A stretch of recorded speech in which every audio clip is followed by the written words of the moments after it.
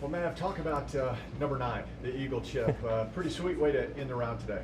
It was. So I hit a great drive. That's a tough fairway to hit with that angle and that wind, and hit a really good approach shot, just trying to keep it short of the hole, knowing that it's easier shots from short of the green. And then I hit it, and I was actually a little nervous because it looked like it landed in a pitch mark and shot forward and right, and turns out that was a great kick.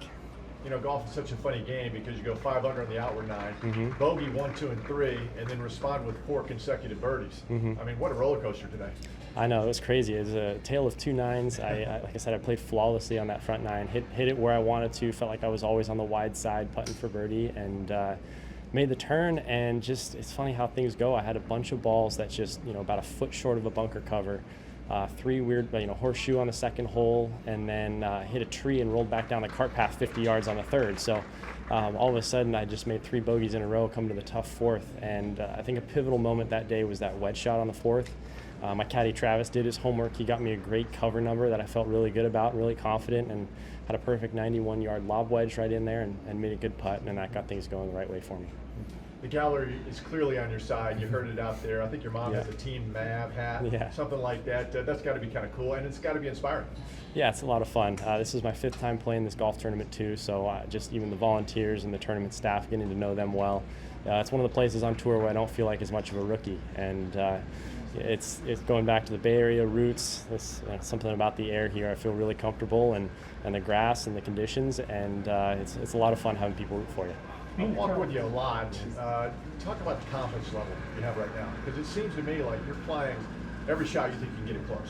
Yeah, I'm a guy that has to earn my own confidence. I don't just wake up one day and feel confident, and I'm really, really proud of the work I've put in over the last 6-8 months. I think days like today aren't a product of something I changed today. I think it's a product of putting in a lot of work. I think my average wake-up time this summer has been between 5 and 5:30. I just get up early, get to work, practice, work out, eat right, and I've been really disciplined and really focused, and I feel like I'm a better golfer than I was 6 months ago.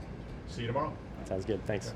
Maverick, can you talk about what it feels it means to be at the top of this leaderboard after such a great round of golf today? 8 under 64, 12 under for the tournament, climaxing the round with a dramatic Eagle 3 on a very difficult 5-putt.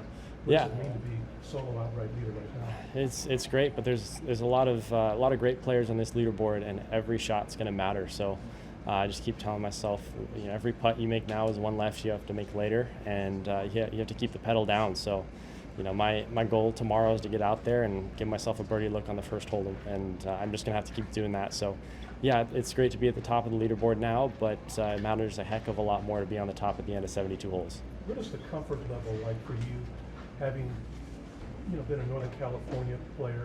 The grass, the climate, the air, the setup of the golf course, does it work to your benefit, having played here, having history here, having knowledge of this facility? It absolutely plays to my advantage. Poana is my favorite putting surface, and even as it gets bumpy, I think it plays to my strengths. My strength is speed control with the putter, and the bumpier and faster the Poana gets, which I'm sure it will towards the late in the day this weekend, that plays right to my advantage. So I'm comfortable on these lies. I know how the ball flies in these conditions, and even coming back to the 5th time to this golf tournament is a huge advantage. And I'm sure when Jet Sanders gave you that sponsor invite 5 years ago, I think I spoke to you about that. You were at Stanford, amateur, playing in this big league event. I'm sure you've got great pride and great emotion, coming here to play in this event. Yeah, definitely.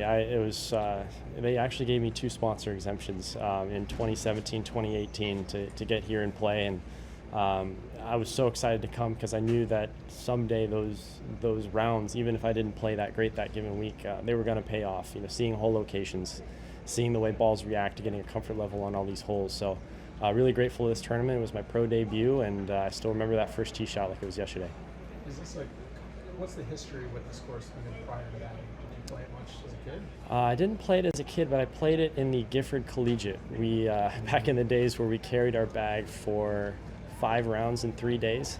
So that was fun with the team. We stayed on site in the condos, and that was a fun event. So this is my 6th tournament here. What's the best you did? How did you do that? I think I played solid. I think I won 2 out of my 3 It was 36 hole stroke play and then 3 rounds of match play. I think I won 2 of my 3 matches and I think I won 2 of the 3. Might have been 3, but yeah, I remember playing solid, and I liked this golf course, and that was at a time where I was starting to consider playing professional golf, and I was kind of going over in my mind, I wonder what it would be like to play the tour event here.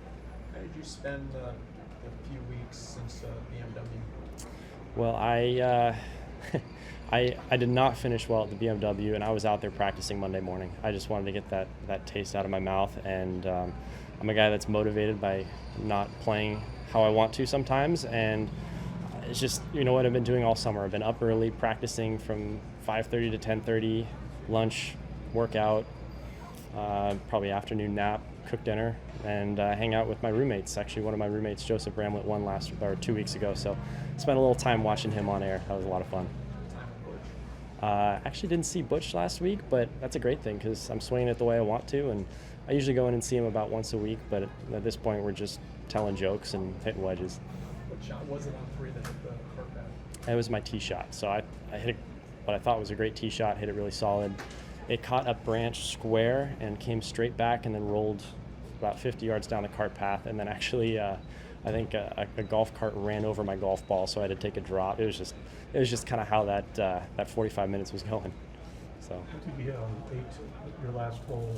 last hole I hit like a driving iron. It was 239 front edge, 256 hole. Okay, and then what type of a wedge did you hit from the green side bunkers?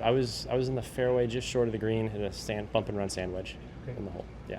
I'm sorry if you were asked this, but when you made those 3 straight bogeys, how did you compose yourself? Were you a little high? I mean, that's a weird round. You shoot 31. Yeah, I know. And then have 3 straight bogeys. How did you sort of maintain your demeanor? It's, I like to say I approach every shot the same. I try and play every hole like I am leading the tournament. So if I get to that point, I'm just doing what I've always been doing. But I've been saying the wedge shot was really pivotal in that fairway.